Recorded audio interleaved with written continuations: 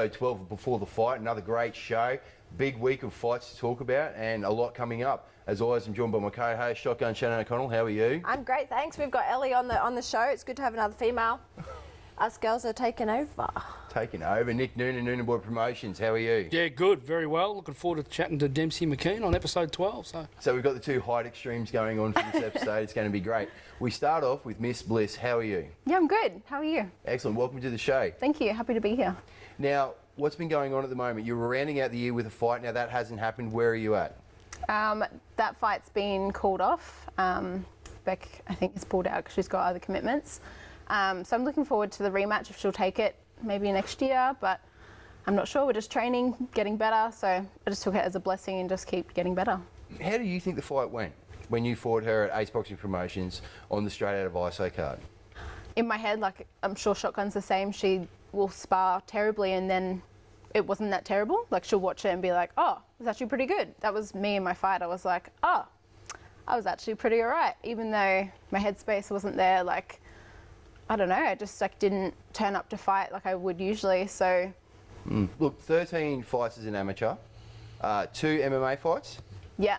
And now 2 pro boxing fights. 3. 3. This early into the career, this kind of thing can happen. She shouldn't be too worried about that. Oh, absolutely not. And it was a tough fight. Beck is a strong opponent. The highlights that I've seen a lot of Ellie's highlights where I was like, shit, she was doing good. And then I've seen Beck's highlights, I'm like, shit, she was doing good. So I think it's a great rematch. So it was a close fight. What do you think you could have done better? I think stay composed and stay relaxed.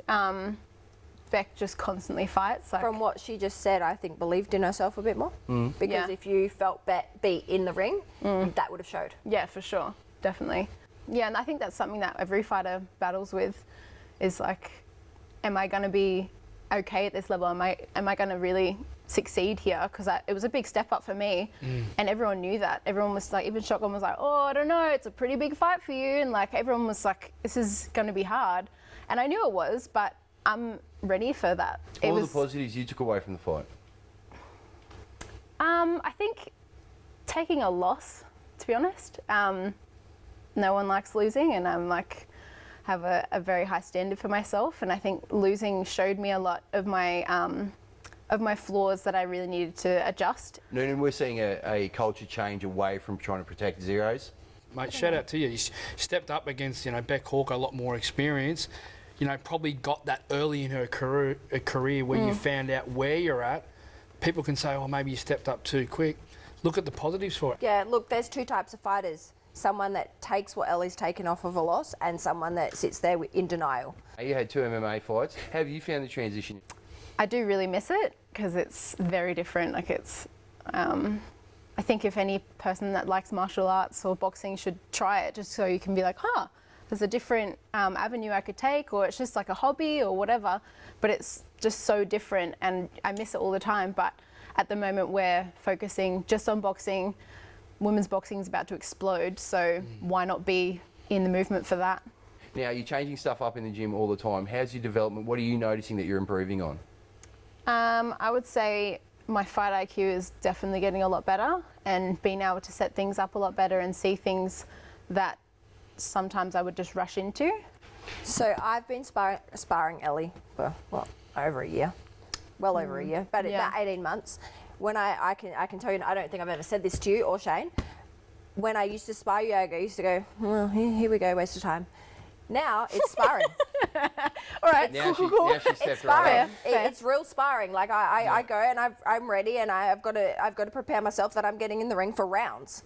Whereas I used to just help Ellie, and now they're real rounds. That's how much she's improved over 18 months. So how good does that feel when you hear that? Yeah, it's good to hear. I definitely knew it already, because like I've sparred the same girls over and over, and I can feel the difference in like the intensity. Like Shotgun will, like, instead of working with me so much now, it's a bit more like competitive. I'm working on my things now. I'm not working to help her. Yeah, exactly. Yeah. Now you've got a couple of sponsors on board. You better give them a shout out. Oh yeah, Powerbox and Elite Garden.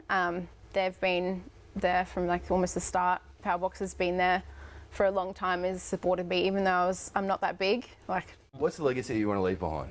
What's Miss Bliss want to leave as a mark on the boxing? Well, obviously, I want the women's boxing scene to be a lot bigger than it is because it deserves the shine that we're starting to get. You are. I just want like women to know that we can fight as well. Like I don't want to do the whole equality thing, but like we can fight. And so many people are like, oh, we love watching female fights. Miss Bliss, you're doing all the right things. We hope that you have a great end of the year, and we're all behind you and wish you the best. Yeah, so thanks for coming so on much. the show. Yeah, thanks for having me.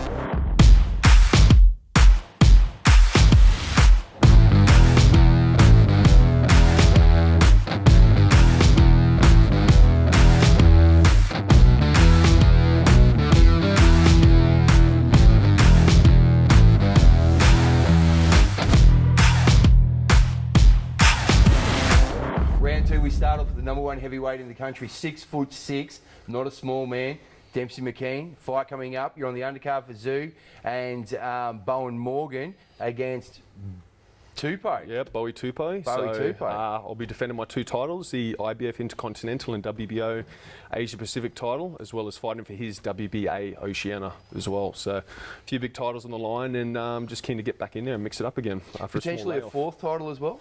Could be a WBC regional title in there as well. We're just waiting to hear back, but I know the 3 have pretty much been paid for, the sanctioning fees and all that as well, so that's locked in. So some belts getting thrown in. Yeah, so it's That's more. some belts and some world rankings. rankings, yeah. So we are world rated with the IBF and the WBO, and possibly can be with the WBC and the WBA as well. So all 4 major sanctioning bodies. So Awesome. Coming off the grass after COVID, that's got to feel good. It Big does. card, a lot of belts. Yep, 100%. And I had a bit of a shoulder injury after my last fight that I have been kind of babying through the last few fights that have been hindering me. So it was kind of good to have that step back and focus on that recovery and get that injury sorted during COVID. Obviously, there was no fight, so it was kind of a blessing in disguise to be able to take a few months off and just let that shoulder heal, and back stronger than ever now. And yeah. When we talk about Anthony Joshua, Tyson Fury, these big guys, this guy is the best match for those guys, considering his height and your weight, 6'6". You know what I mean? Like we talk about heavyweights in this country and that, and you know, we spoke about Jai Patai potentially going up to heavyweight. Please don't.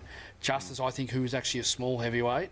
Dempsey's got the weight, the lean. You know, you got the distance, reach, the yeah. gap, Reach the is reach. 6'6". So I'm 198 tall and about 212 reach. So it's even bigger. Your wingspan is bigger than your much actual bigger. height. Yeah.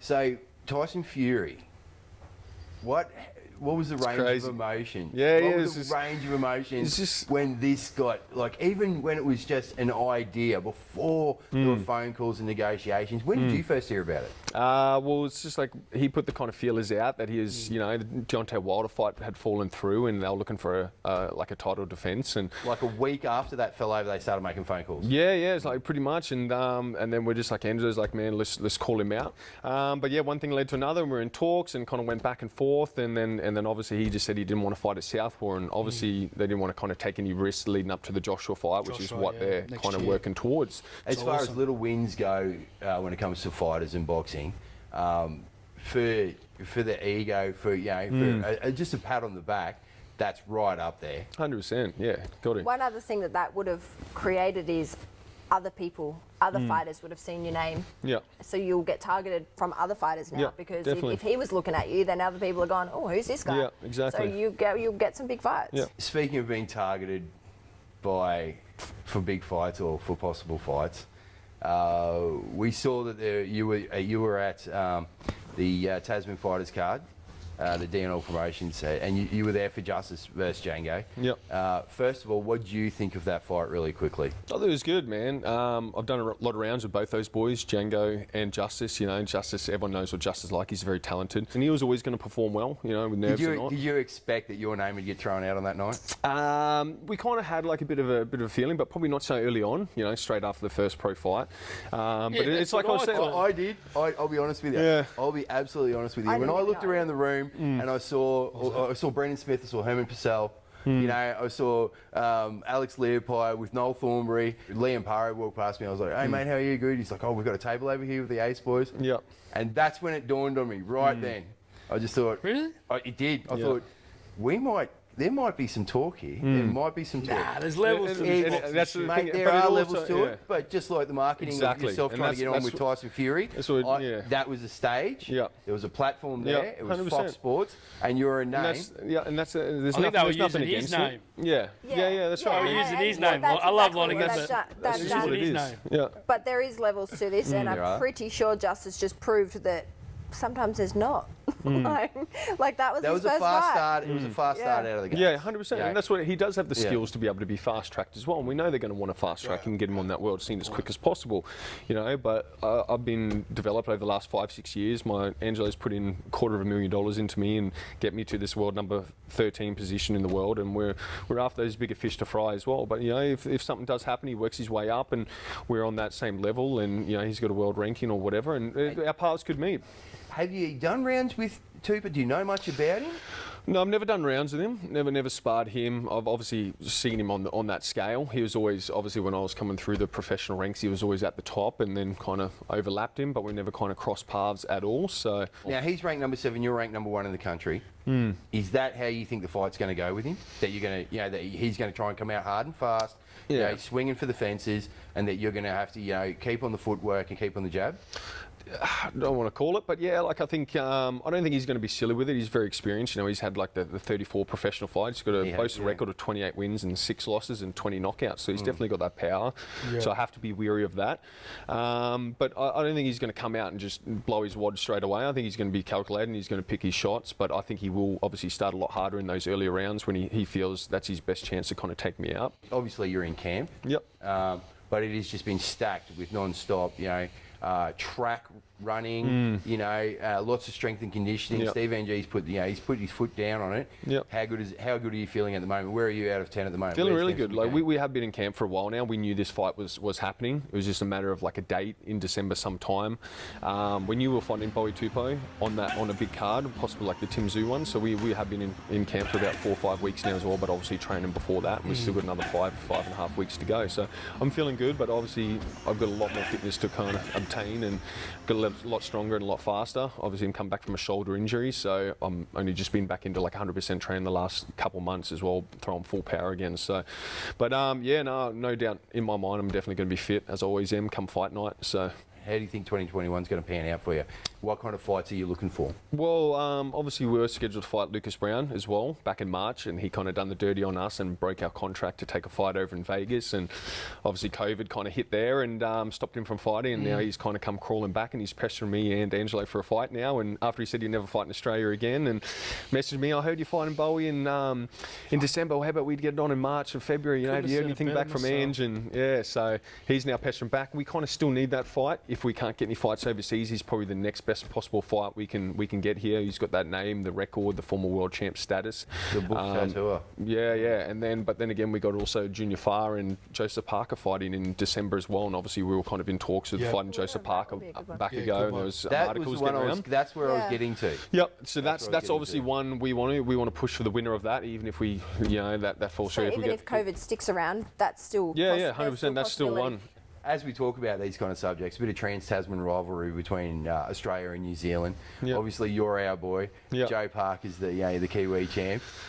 It's a great conversation piece. How do you see it go down? So he only fought the one journeyman Southpaw years ago, and I think he struggled to get him out of there within 8 or 9 rounds, and he didn't look that crash hot. So it is a big advantage being a Southpaw. So yeah, just like to utilise that as much as possible and use my speed. He's quite fast for a heavyweight as well. I consider myself quite fast for a heavyweight, so I think that would be a good scrap. Do you want to give the sponsors a shout out? Well, my sponsor, I've got about 17 or 18 of them, but you've got some of the major ones, you know, AHP, Australian Health Professionals, Anderson's Flooring, Pedley Solar, All Access Hire. Got plenty of sponsors that are on board. So, and then all my minor ones. Sponsors? Got quite a few. So Was that 18 comes down to like Can I barbers borrow and some? Spread the love. Yeah. So I got quite a few, and not to mention my coach Stephen NG at Matrix Boxing Gym, Ace Boxing Group as well. Alfie, Angelo DiCarlo, and Glenn Hoskins too, as well as Steve. So got a really good team around me at the moment. So, and Angelo's definitely got the connections to get me pretty far. So I'm really excited for the future, and it's keen to see what happens. One last thing I wanted to ask you about. When I was looking through your box record, did you fight for an an Africa title? Pan-African title, yeah, the WBO. So we're trying to get like a regional. We fought Pat Ananea, who's Nigerian as well, and we kind of had to pull a few strings there as well. But because he was African, we were able to fight for it. But that was our way of trying to. We were scheduled to fight for another WBO belt for that, and it kind of something happened and we couldn't. So they said, look, just fight for this one, and that way I was able to get our world rankings and get an actual regional belt under our belt. So mate, you won't be defending that title anytime soon. My mates always make a joke and they said, "You're my favourite African champ going." I said, "Thank you." It's a good. We all come from Africa. I had to stick you with it and win the round right at the end there with that last question. Yeah, no, it's good. It's good. Yeah, my mates have a good laugh about this. Don't you worry. So yeah, it's good. That was the idea, mate. Thanks for being on the show, and we hope to see this great fight card and possibly see some bigger names in the international scene in 2021. Definitely. Thank you very much. Oh, this is nice. It's my favourite colour too. Hey, whoa, hey. What's the matter, man? What's wrong with my car? Mate, nothing's wrong. Everything is right with your car. What? Yeah, do you have the time? Yeah, man, it's like 12:38. No, it's time to upgrade. You are sitting on a gold mine. That's crazy, man. I just got this car like a couple of years ago. I'm not ready to upgrade it yet. No, but now's the perfect time to trade. The used car market has never been like this before. In fact, the way it's currently at, you're sitting on the equivalent of a full shopping trolley of essentials during a pandemic. Oh, stop it. I know, but we're actually doing free appraisals for the month of November. So come on inside and find out for yourself. All right, man, there's no harm in finding out. Let's go.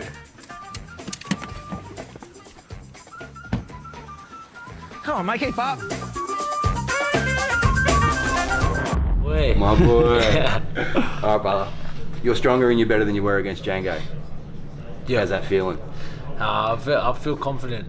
It's the first fight was just one I needed to knock out of the way to get rid of the nerves and just have a feel of the professional ranks. You know, a lot of people go and they have their first fight at 4 rounders. You know, but yeah, we went a different route and straight into the 10 rounder, straight for a title is a lot of pressure. But yeah. You got the itchy knuckles? You keen for this quick turnaround? Yeah. I'm very happy. It's been a long year. I haven't had a fight since my last fight. I hadn't had a fight since March, so it was a very long, slow year, and I was doing a lot of training. But there was nothing happening. I was just training for nothing. But yeah, now there's a picture in front of me, and I just gotta keep painting it. Legend. Now, we're expecting a different Justis. You've said that on 2 occasions that you are feeling better. So say you were a 7 out of 10 against Django. Where are we now? We're like a 9. Are we just revving that engine? Well, you just have to wait and see. You just have to wait and see what I am. But in my sparrings and in training, I'm feeling sharp.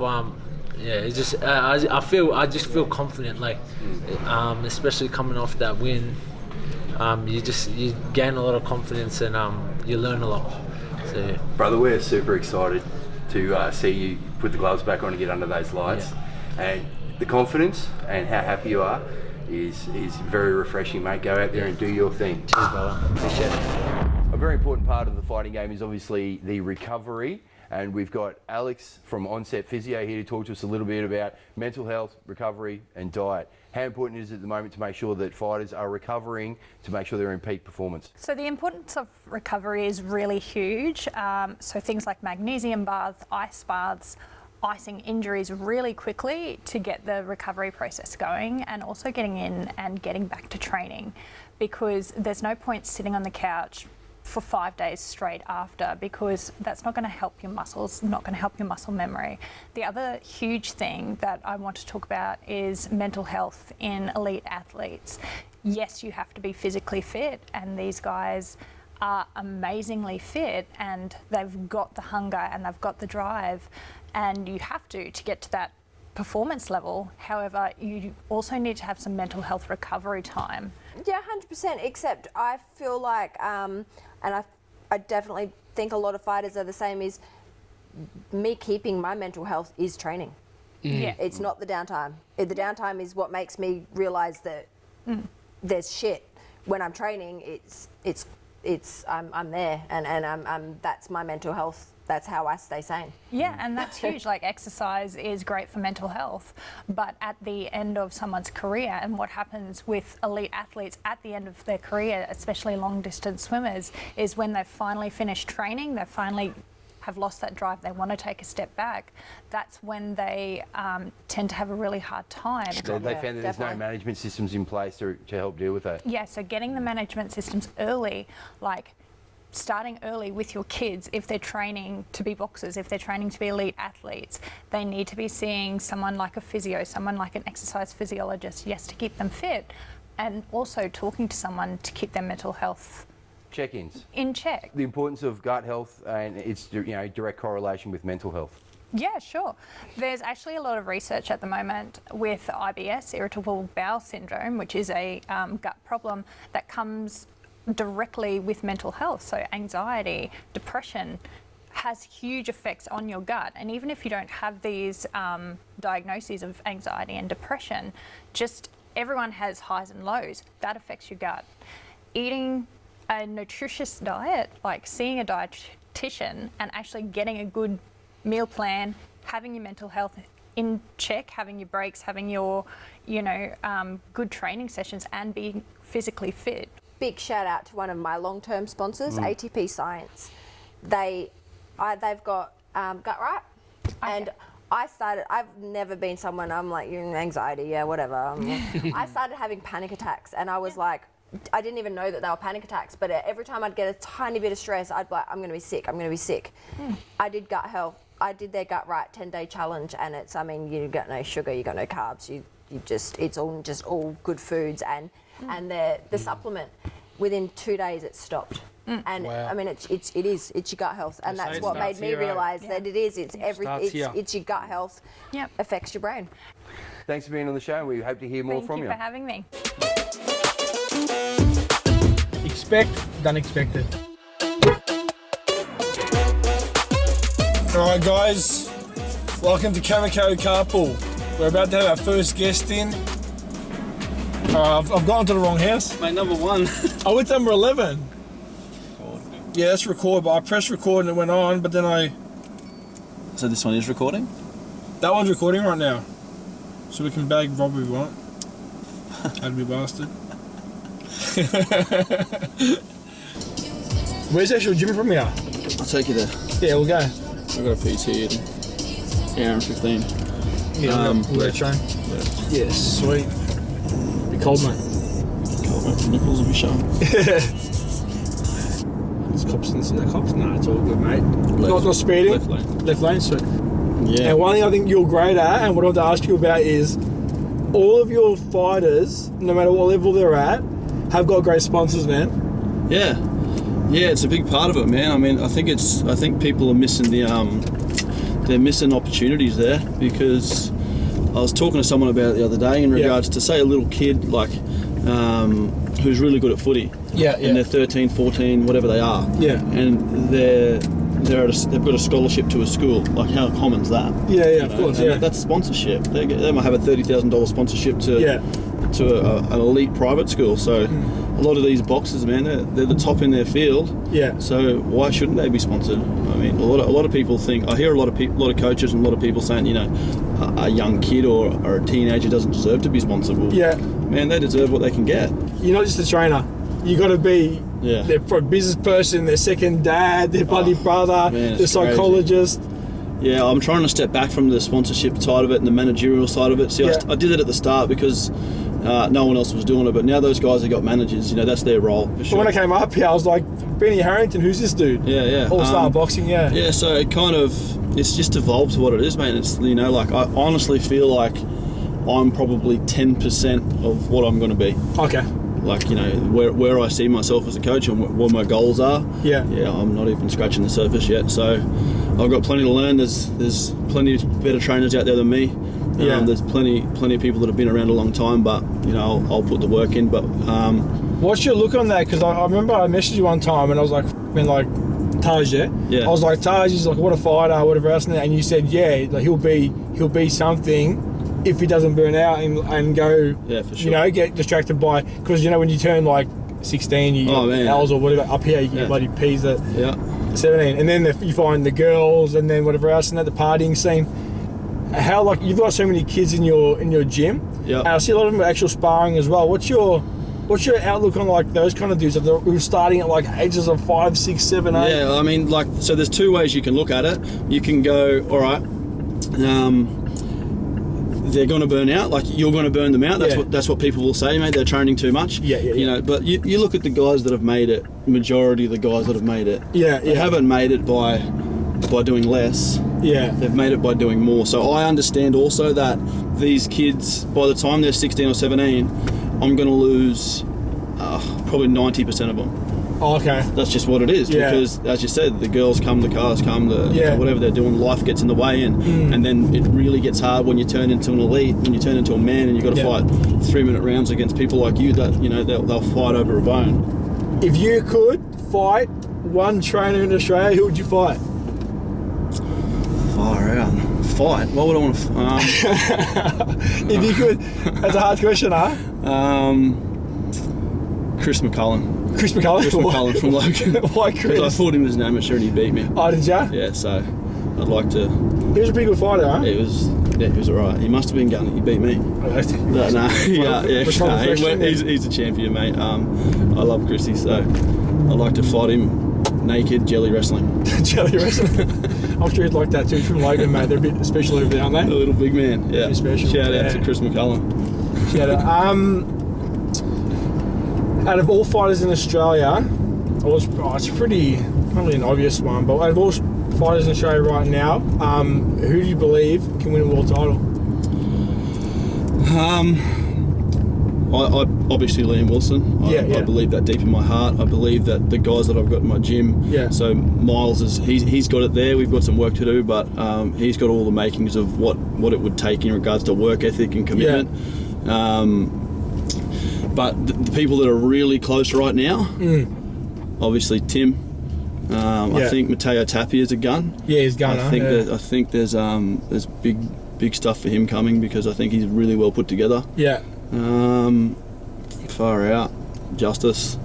Now, how long will you not have sex before a fight, or not at all? How long before a fight won't you? And I'm like, because Mike Tyson once said, what did he say? He said something about like he went months or something without even having a like or having sex. And have you ever researched that before? Yeah, I've heard it, but it means nothing to me. It means nothing, huh? At the end of the day, that's both ways. So if they're saying that it builds your testosterone, sorry. But the other side is why would you go get a massage to release a stress release? So and stress relief, and you're less stressed. Well, then you're not. You're less stressed. That's what it's about, right? Yeah. So were you in there this morning with Rob and that? Yeah, so I went there just to go see him, and it was with Nick Noonan, Shannon. Who are they interviewing today? I was interviewing some like mental health woman. Oh yeah, sweet. I didn't know who she was. They're doing a good job, man, eh? Like, no, they're doing out. That's what the sport needs. It needs exposure.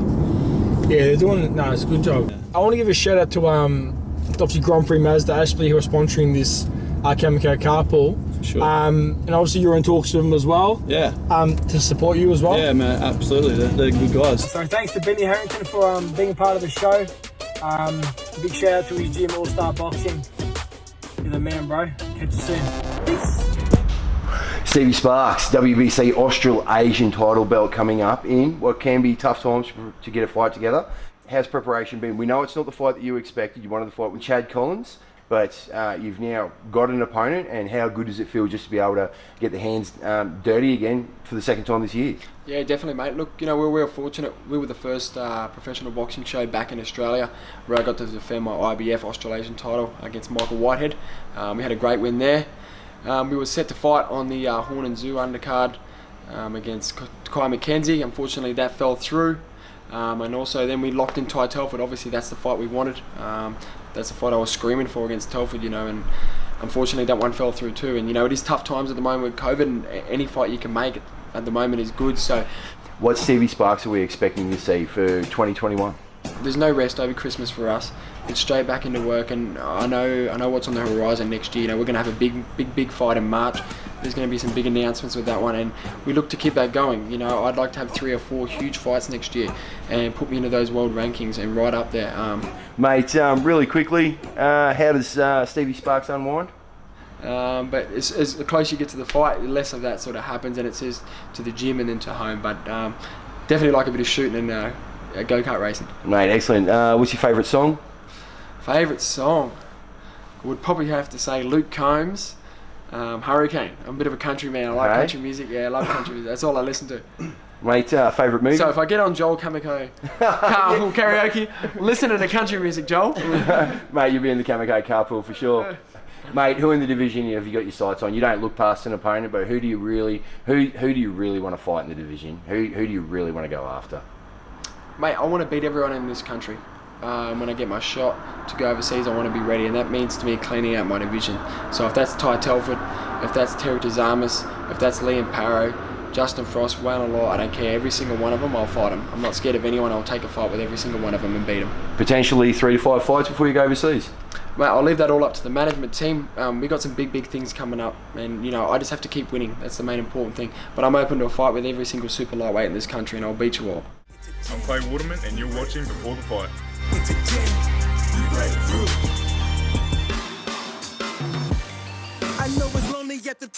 Look, Vegas Larfield fighting on the undercard with Kell, Brook and Terence Crawford, Andrew Maloney, Josh Franco. Vegas coming in first against Juan Flores against a Mexican. This is going to be a good step up for the young man. How important is it that, you know, this is all handled correctly with his preparation for fight? It's literally, I'm just so gobsmacked that he's been given this opportunity. Like, holy shit, this is huge for him. If he can take it and run with it and win, wow. We spoke to him at, shout out to Oxmart Properties for having us in for a conference call. We did a Zoom call with Vegas. He seems like his head is in, you know, a great spot. He's naturally talented. You've said that he's tough. Yep. He's a young kid, but he's mature in the way of physically, mentally, he's tough. And another Australian that's over there that, you know, I mean, putting Australian boxing, you know, promoting it on the worldwide scene. I think this is fantastic. I'm sort of more pumped. I'm actually pumped for Vegas as fighters. I'm pumped for Andrews. Big things for Vegas Larfield. We're right behind you, son. We're hoping all the best comes from that fight against Juan Flores.